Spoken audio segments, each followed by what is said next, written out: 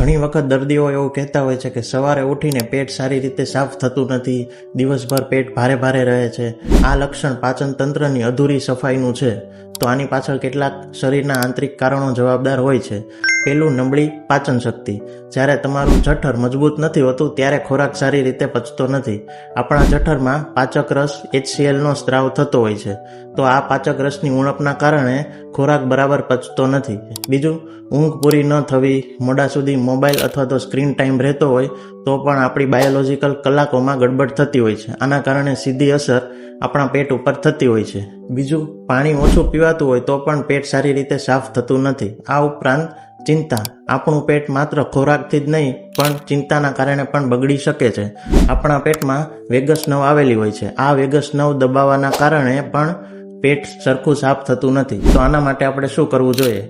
સવારે ખાલી પેટે તકમરિયાવાળું પાણી કે અથવા તો રાતે ઈસબગુલ રોજ લેવાનું છે. બીજું, જીરું પાણી શરીરને ઠંડક આપવામાં મદદરૂપ છે.